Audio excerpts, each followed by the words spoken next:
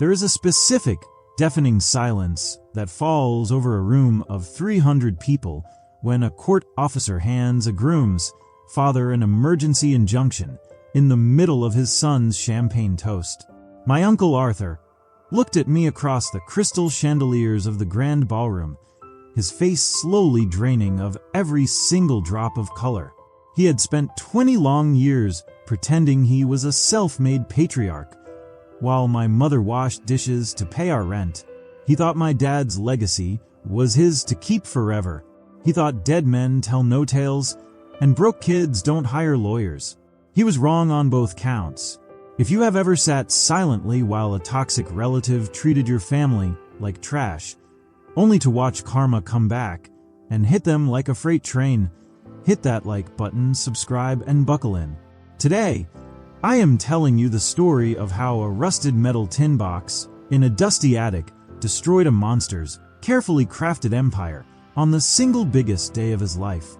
To understand the absolute poison that was my Uncle Arthur, you have to understand how my father died. I was only 12 years old when the accident happened. My father, David, and his older brother, Arthur, were co-owners of Sterling Timber and Land, a multi-generational family estate and lumber business passed down by my grandmother, Eleanor. My dad was the true workhorse of the family. He was the guy who spent 16 hours a day in high-visibility gear, managing the timber mills, talking to workers, and smelling like pine sawdust and heavy engine oil. Arthur was the self-proclaimed businessman. He wore expensive three-piece suits, drank scotch at noon, and handled the books in a cool, air-conditioned office 3 miles away from the hard work. When the timber truck collided with my dad's pickup on an icy mountain road, our whole world shattered in an instant. My mother, Martha, was left a widow at 38, caring for a 12-year-old boy and an 8-year-old girl. At the funeral, Arthur hugged my mother tight. I remember the smell of his expensive cologne mixed with the fresh, cold mud of the cemetery. He whispered in her ear that we should not worry about a single thing. He said David was his brother, and he promised he would make sure my mother and the kids were taken care of for the rest of our lives. 3 weeks later, the money completely stopped coming. When my mother went to the bank to access my father's share of the business accounts, she was told her name was not on them. When she called Arthur, his voice had lost all of its funeral day warmth. It had turned cold, transactional, and sharp as razor wire. He told my mother that David had secretly been in massive debt. I was sitting on the wooden stairs at home, listening to my mother softly sobbing in the dark kitchen. Arthur told her the company was completely upside down, and to save the family from bankruptcy, he had to buy out my father's share before he passed away. He claimed my father had signed over the land deeds to him months ago and insisted that there was no money left for us. My mother was too grief-stricken, too intimidated, and too financially illiterate to fight back. She genuinely believed him.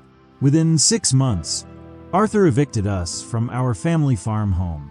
It was a beautiful house my father had renovated with his own 2 hands, but Arthur claimed it belonged to the company now.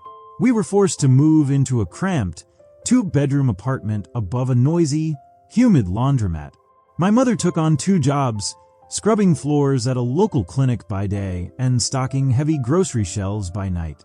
I watched her soft hands turn rough and calloused, her back arching with premature fatigue, all while Arthur built a brand new 6,000 square foot custom mansion on the edge of town. As the years went on, Arthur's cruelty did not just stay financial. It became deeply, painfully psychological. He loved reminding us where we stood on the social ladder.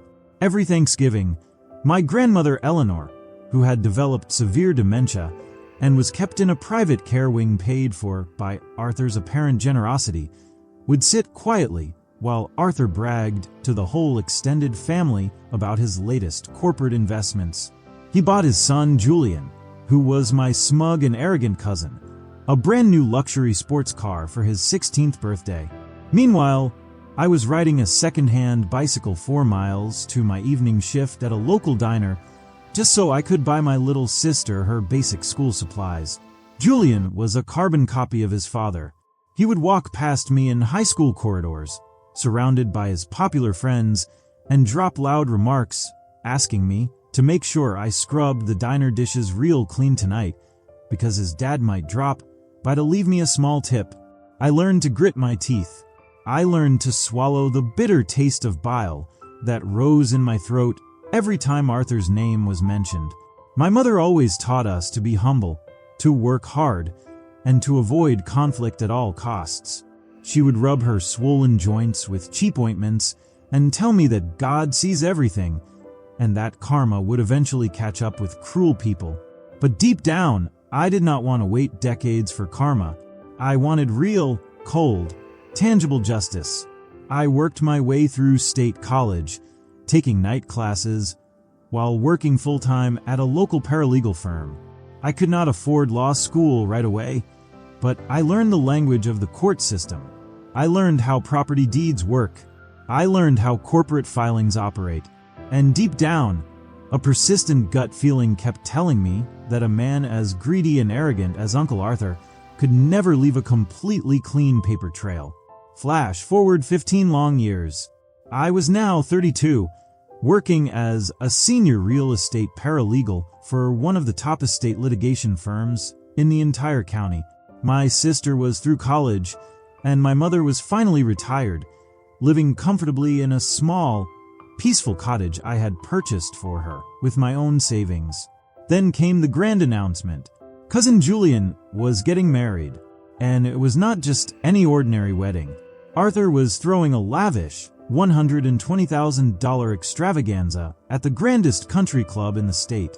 He wanted everyone in high society to know that the sterling name was absolute royalty. He sent out invitations printed on thick, gold-leaf cardstock. To insult us one last time, he sent my mother an invitation, but with a handwritten sticky note attached from Arthur himself. The note said, "Martha, hope you can make it. Please make sure Leo dresses appropriately. This is a strict black tie event, not a casual diner." My mother wept out of pure humiliation when she read it. That was the absolute final straw for me. 2 weeks before the scheduled wedding, my grandmother Eleanor passed away peacefully in her sleep at the age of 94. Because Arthur legally controlled her estate, he shoved all of her remaining personal belongings into black trash bags and told us to clear out her old garden shed behind the mansion before the garbage trucks arrived on Monday morning. Arthur barely looked up from his iPad when he sneered and told us to take whatever trash we wanted, because it was just old rags and useless junk anyway. My sister and I went out to the garden shed behind his estate. In the darkest, dustiest corner, beneath a thick layer of moldy blankets and rusted lawn tools, sat a heavy, green metal tin box with a brass padlocked latch. It had my father's initials faintly scratched into the fading paint. DS 1984. I brought a heavy crowbar from my car trunk and snapped the rusted lock open.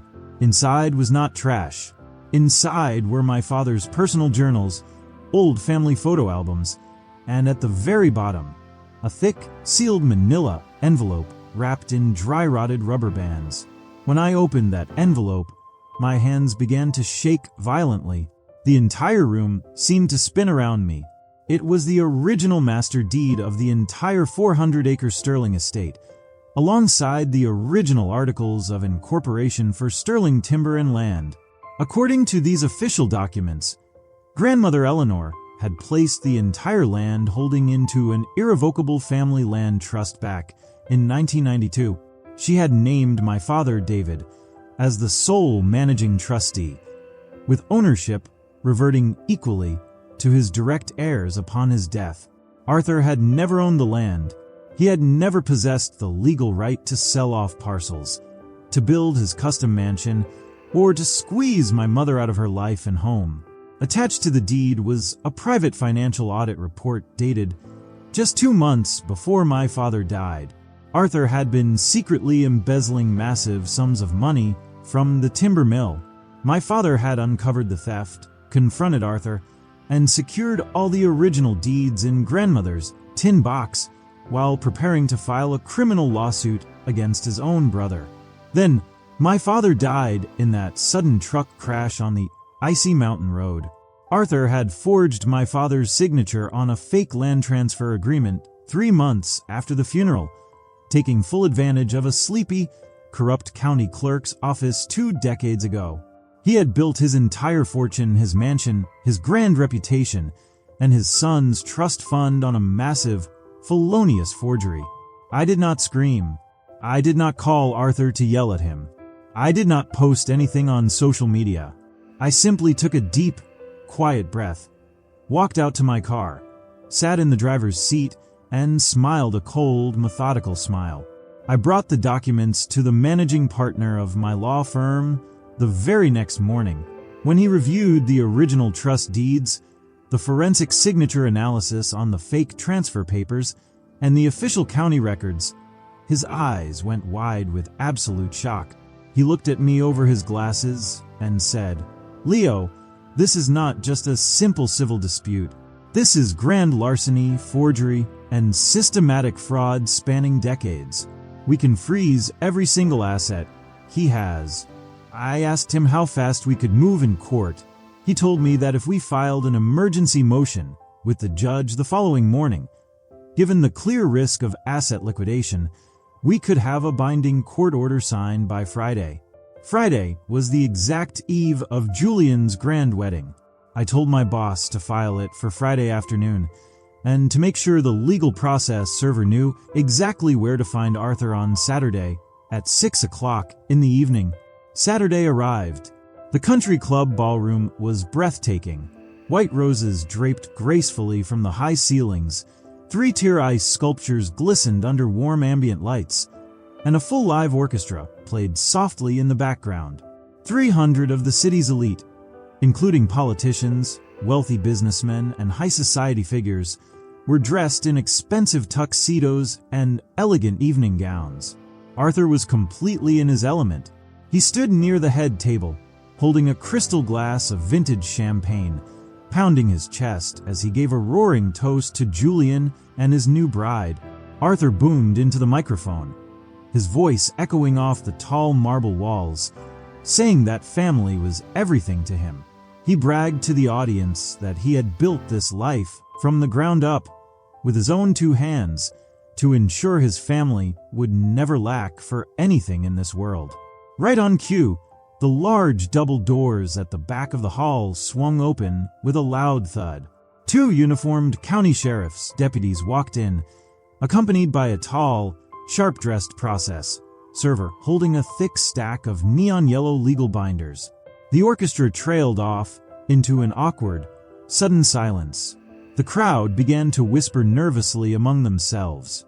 Arthur froze mid-sentence, his champagne glass slowly lowering from his lips. The process server's voice echoed clearly through the silent hall, asking for Arthur Sterling. Arthur barked back, asking what the meaning of this intrusion was, his face flushing deep crimson with rage. He shouted that this was a private high society event and demanded that they get out of the venue immediately. The process server did not flinch. He walked right up to the head table, right past the startled bride, and slapped the heavy binders directly onto Arthur's dinner plate, knocking over a glass of red wine that spilled like dark blood across the pristine white tablecloth. The process server announced loudly that Arthur Sterling was officially served with an emergency court order from the county superior court. He informed him that as of 4 o'clock that afternoon, an injunction had been executed freezing all personal and corporate bank accounts under his name, pending trial for deed forgery, trust fraud, and illegal conversion of estate assets. A collective, sharp gasp ripped through the entire ballroom. Arthur gasped for air like a fish pulled out of water. He stammered that this was a massive mistake and threatened that his high-priced lawyer would have them fired by morning.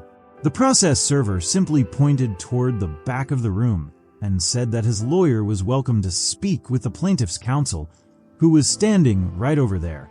Every single head in the room, 300 pairs of eyes, turned to look at the back of the ballroom.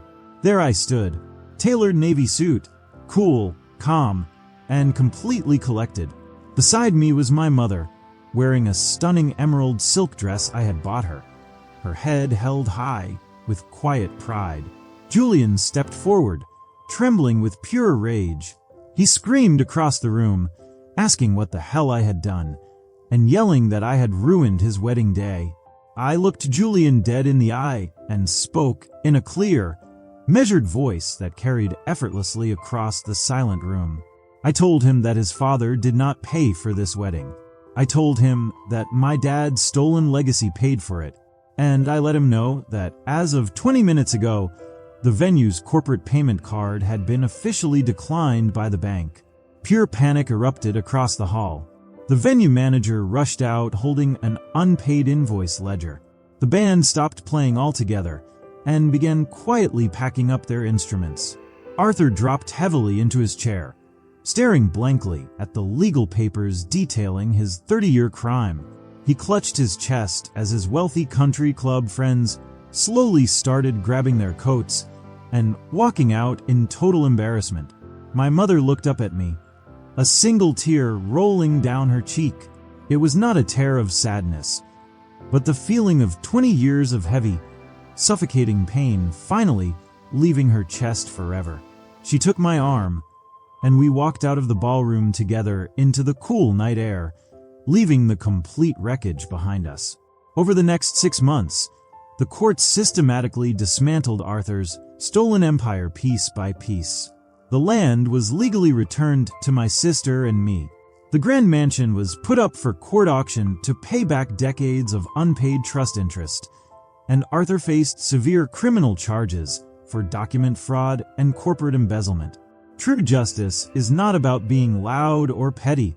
It is about being patient, keeping your receipts, and letting the absolute truth expose the snake when he least expects it. If that story gave you chills and showed you that karma always collects its debts, do me a huge favor. Hit that like button, drop a comment down below with your thoughts, and subscribe for more stories of ultimate payback. Until next time, stay sharp, stay patient, and always keep your receipts.